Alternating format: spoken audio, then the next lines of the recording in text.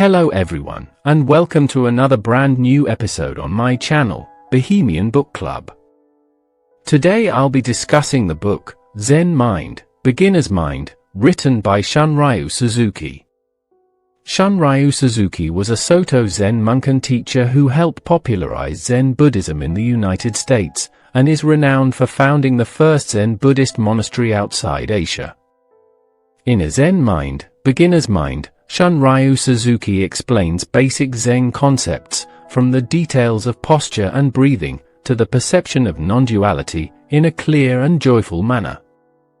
Zen Mind, Beginner's Mind remains a beloved and acclaimed modern Zen classic since its first publication more than 40 years ago, and is often recommended as the top introductory book on Zen.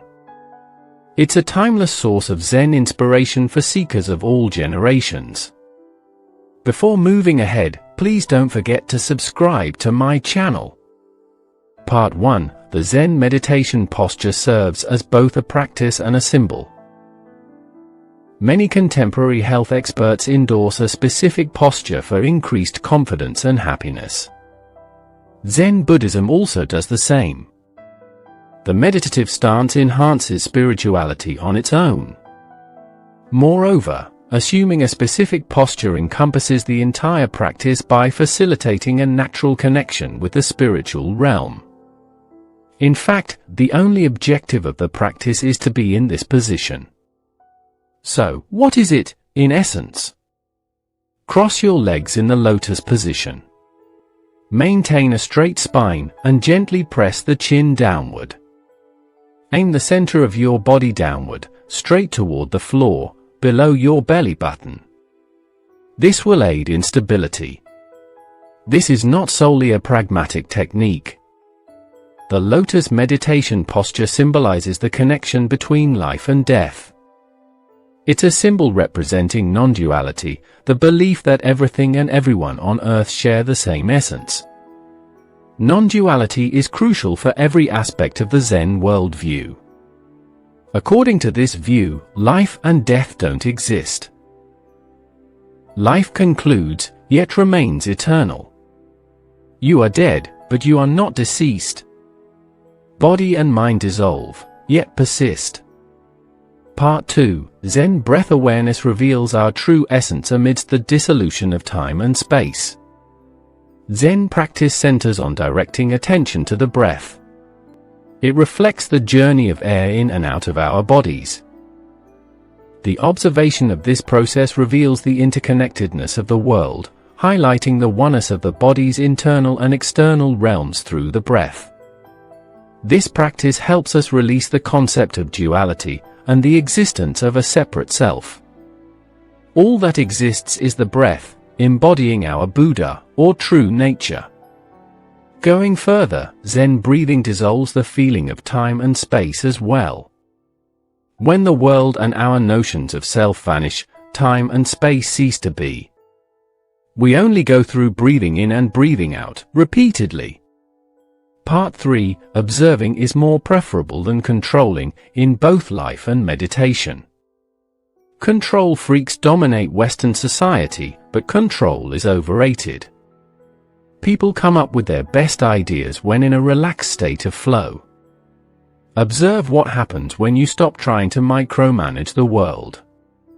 Trying to control others, and making them do our bidding, often fails, and is a wasted effort.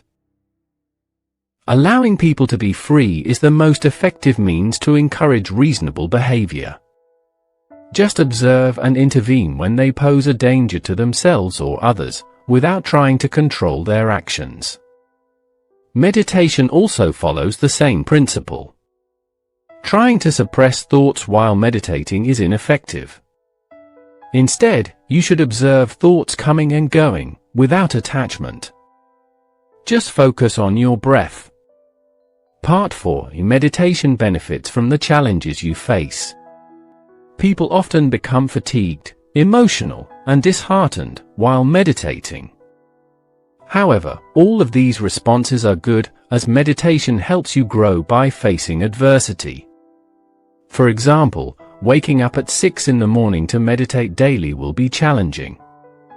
getting out of bed will be difficult, as will getting into the correct position and sitting with a straight spine. Yet, these struggles exist solely as thoughts in your mind.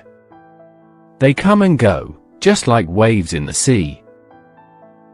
Conquering each wave strengthens your practice and eventually reduces their intensity. You can make quick progress by using this adversity to fuel your practice. To listen to more interesting summaries, please subscribe to my channel. Part 5, Zen practice does not strive for excellence. Paradoxically, the worst students are often the best. The Western world esteems effortless success, particularly in geniuses of music and mathematics. But success is viewed differently in Zen. In Zen, patient perseverance takes precedence over the pursuit of excellence. The purpose of Zen is to practice, without concern for the ease or difficulty involved. In fact, Zen often sees the worst students as the best. These students face immense challenges and, as a result, engage in rigorous training to develop their proficiency and discipline. Part 6, Zen is not about excitement or achievement. Currently, the majority of individuals have an addiction to stimulating information and entertainment. Zen practice offers the antithesis of that lifestyle. Zen emphasizes mindful awareness of everyday activities, such as eating, cleaning, working, and talking. Zen aims to cultivate inner calm and contentment, as opposed to excitement and stimulation. Zen seeks to act without pursuing further attainment.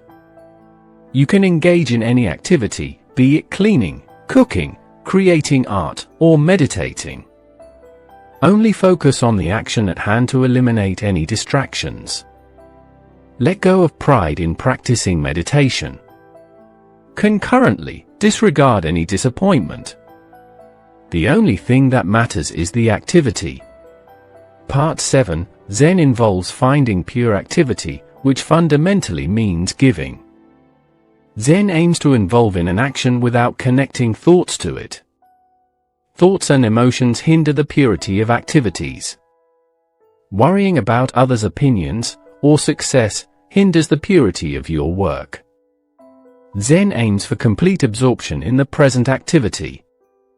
Clear your mind completely between completing one activity and starting the next. Zen recognizes that genuine action is a form of giving.